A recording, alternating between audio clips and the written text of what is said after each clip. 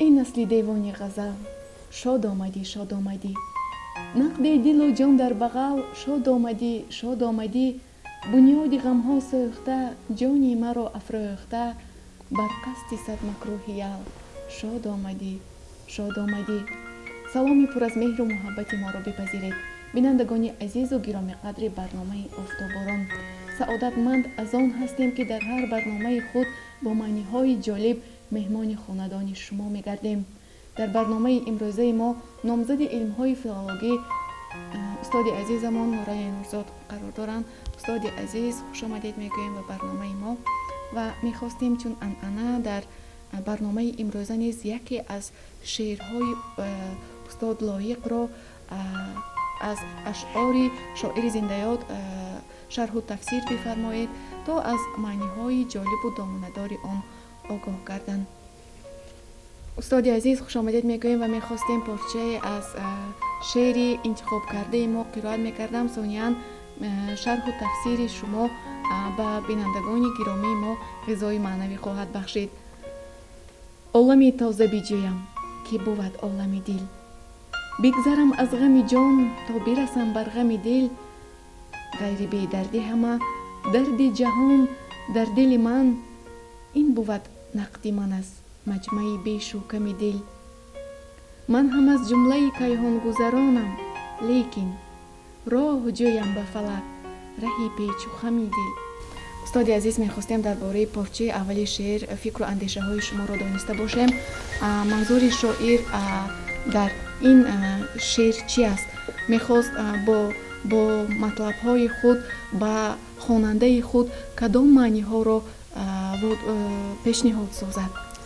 تشکر. واقعا وقتی از بیت آغاز این غزل ما به معنی آن رجوع میکنیم معلوم میشود که یک تفسیر از جانب خود استاد لایق در سطرهای این شعر به طور برجسته روشن است. مثلا وقتی میگوید عالم تازه بجویم که بود عالم دل، بینید خودشان استاد لایق توضیح میدن که من عالم تازه که میجویم، عالم دیگر که میجویم، این عالم دل است. یعنی عالمی که در جستجو هستم عالم دل است، چون تمام غلیان ها، تمام تجدد، تمام نو آفرینی هایی که در انسان های ایجادکار عرضه هستی میکنند در دل حضور پیدا میکنند. بخاطر اینکه البته ما مقام دل در ادبیات عرفانی خودمون ما همیشه دیدیم، شنیدیم، خواندیم که در این آثار که اوج آن همون سخن مولانای بزرگ است که خدای عزوجل گفت من نگنجیدم درون ارض و سما جز که در دل انسان.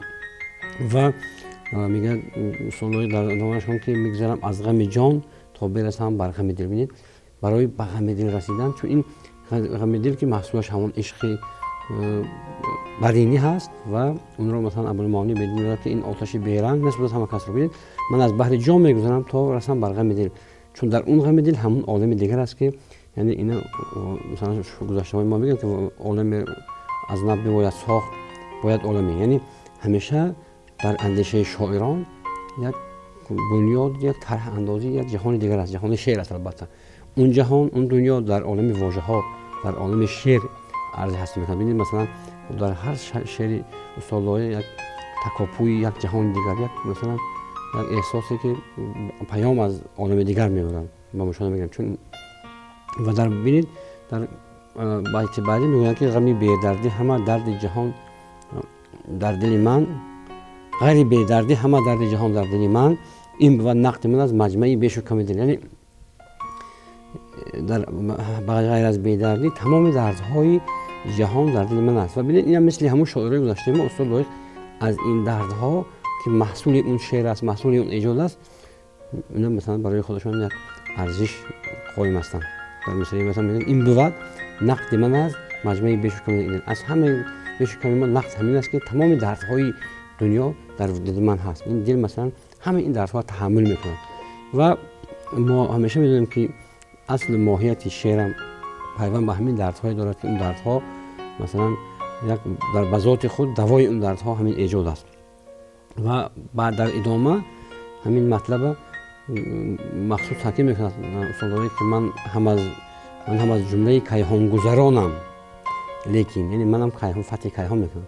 شاعرم با شعر فتح کیهان میکنه، شعر دل روزی به کیهان میرسد. مثلا میگه دیگر واقعا هم مثلا همین این شعر استاد شعری که چون پدیده ظهور این شعر، چون اصل ظهور این اشعار مثلا آسمانی است، به خاطر اینکه به معنی اینکه این شعر نازل میشود به شاعر.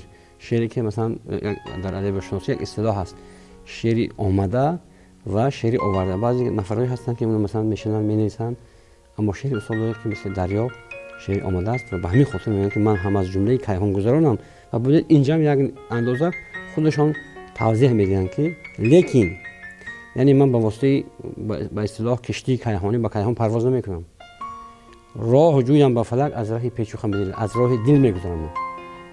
یعنی این بسیار اندیشه واقعا هم به اصطلاح معنوی هم تو اندازه یک اندیشه شناخت خود انسان است که انسان میتواند نه تنها فقط به ارزش ها یا وسیله های تکنیکی به کیهان برسد، بلکه انسان میتواند از راه دل فتح کند. چون انسان ها را دو نگاه هست، دو چشم است، چشم ظاهر و چشم باطن و همین چشم باطن است که میتواند انسان به انسان یک پرواز بخشد تا که در فتح کیهان موفق شود.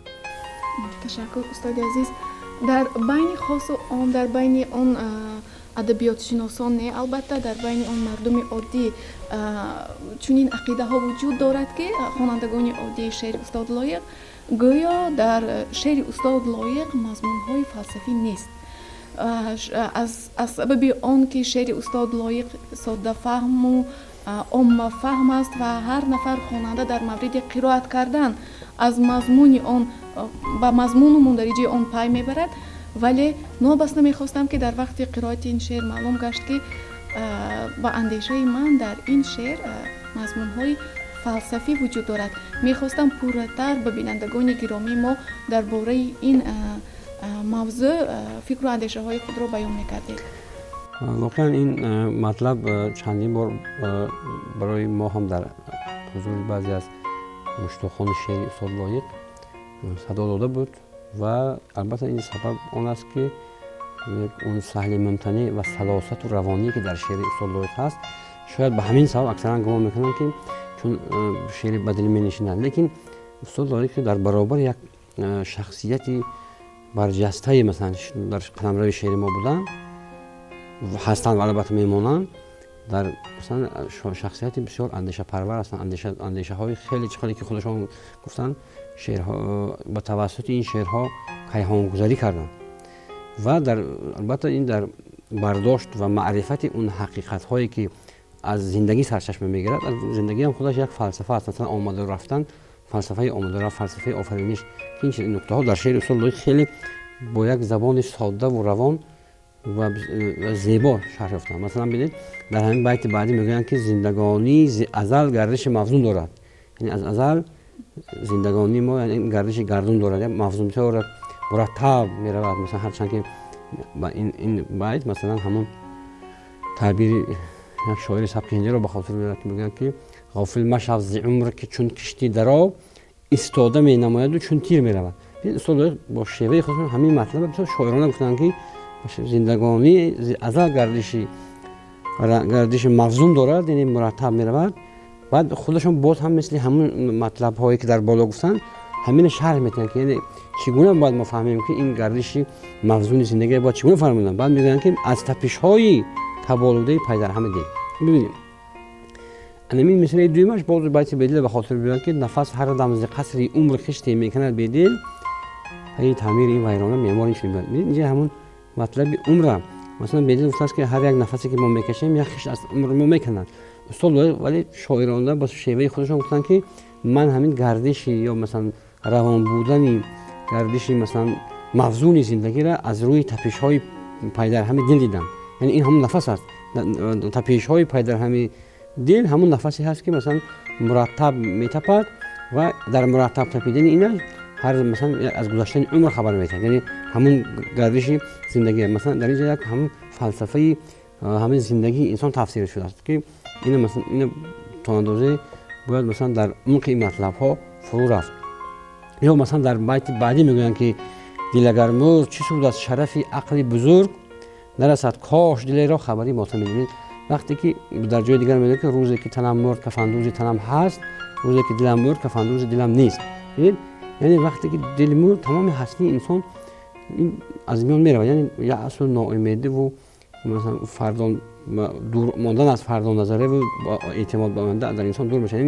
یعنی این خودی وقتی مرگ دل این یک فلسفه بسیار مهم است که یعنی انسان در مرگ دل هر چیزی را دست میده. وقتی البته این مرگ دل در دو حالت است، در حالتی که انسان ها مثلا یأس و ناامید میشن، اما گونه دیگر وقتی که انسان ها در کوی غفلت میافتند. وقتی که انسان ها در کوی غفلت هم هستند، در اون حال هم این هم یک مرگ دل است. این انسان حقیقتی بسیار چیزهای خیلی زندگی فراموش میکنند.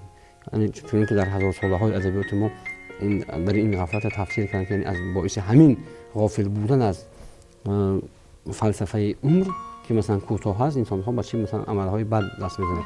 این هم یک اندازه دلمردگی هست. برای همین استاد لایق این وقتی میگن که وقتی که دل مرد، وقتی که دل در همین حال غافلی هم باشد، اینجا منظورشون چی سود شرف عقل بزرگ، وقتی که عقل بزرگ داشته باشد اما دل بزرگ داشتن در کار، یعنی باید دل بزرگ باشد. برای همین در مصرع دوم استاد لایق به هر حال باز یک یعنی دعا میکنن و همه که یعنی کاش کسی را خبری مرگ ماتم یعنی ماتم دل کسی دیگر نرسد. یعنی این ببین یعنی باید همیشه انسان ها زنده دل باشن. ببینید خود مفهوم دل مرده و زنده دل هست. همین زنده دلان که در تعبیر شعر کلاسیکی ما هست، یعنی انسان هایی که روشن ضمیر هستند. یعنی این زنده دلان یک نوع روشن ضمیر افاده همین ضمیر روشن مجسم میکنند. بعد به خاطر در جنبه هم استاد لایق میگن که ببینید ای خوشان روز که چون پرچم عقل اندر ماه ز سوی بام فلک جلوه کند پرچم دل. یعنی برای چی اینجا اشاره میکنن چون پرچم عقل از اندر ماه، یعنی انسان توسط عقلش ماه کشف کرد، یعنی به ماه رسید.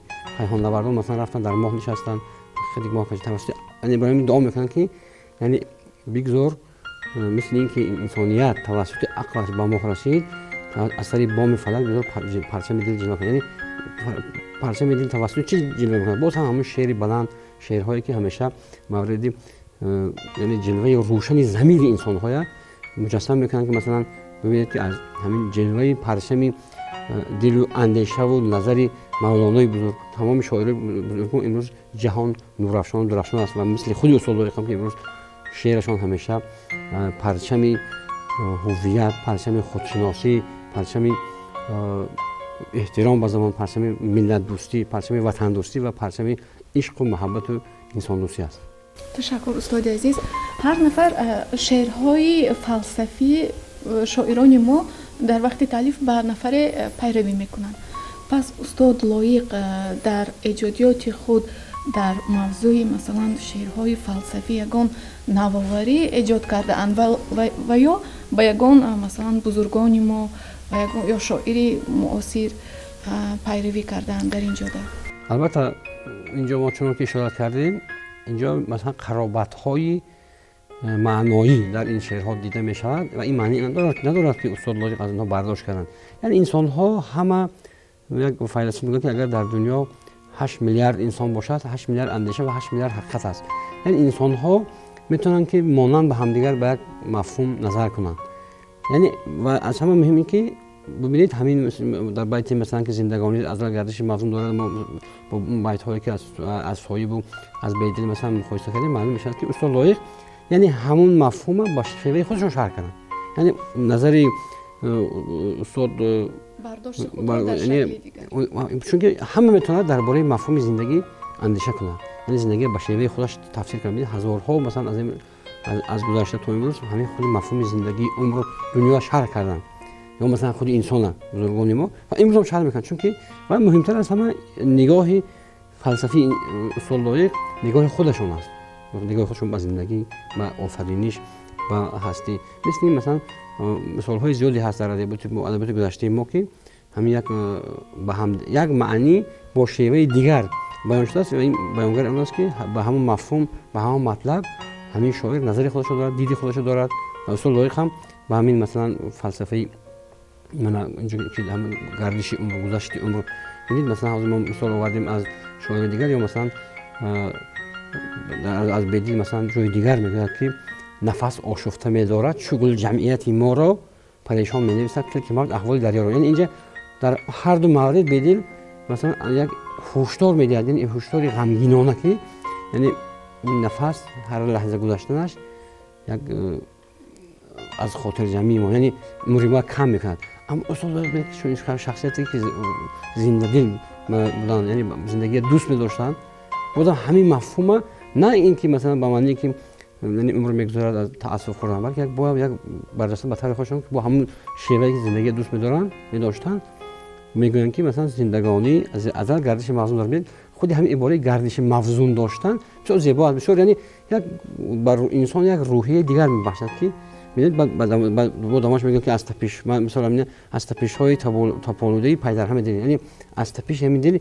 این برعکس اینجا اصول لایق نه این میگن که یعنی از گذشت عمر رو تأسف خوردن یعنی کم شدن عمر پیغام میدن. ضمن انسان با میگن که من از همین تپیدن دریافتم که زندگی چقدر زیبا و موزون حرکت میکنه. این نگاهی تماما عجیب شاعرانه خود اصول لایق است. تشکر استاد عزیز. واقعا شعری که امروز انتخاب کردیم پهلوهای خیلی جالبش را برای بینندگان ما پیشنهاد کردید و اون شاید آن نفرانی که ما را تماشا دارند و در آن عقیده بودند که در اشعار استاد لایق موضوعهای فلسفی نیست و یا خیلی ساده فهم است، ولی در این سادگی باز معناهای زیادی وجود دارد که در حتی یک شعر ساده را هم انتخاب کردیم که اون معناهای را محققان پیشنهاد کردند که اون خواننده عادی دریافت کرده نمیتواند. برای صحبت پرمحتوا سپاسگزار هستیم. خوش آمدید میگوییم به برنامه ما. در برنامه‌های بعدی نیز میخواستیم اوید این گونه شعرها فکر و اندیشه های شما را دانسته باشیم. خوش آمدید استاد عزیز. هرگاه از راه گذری میدانم، زیرهی منزل من میگذری، از تپش های دلت میخوانم که زیراه دل من میگذری. بینندگان عزیز، در همینجا فرصتی برنامه ما به آخر رسید. در هر برنامه خود با معنی های جالب مهمان خاندان شما هستیم. این نشانه صمیمیت، مهر و محبت ما با مخلصان شرکت تلویزیون و سیمای مستقل یکم می باشد. تا هفته آینده خیر و خوش میکنیم. تنسیت و خانه آباد بمانید.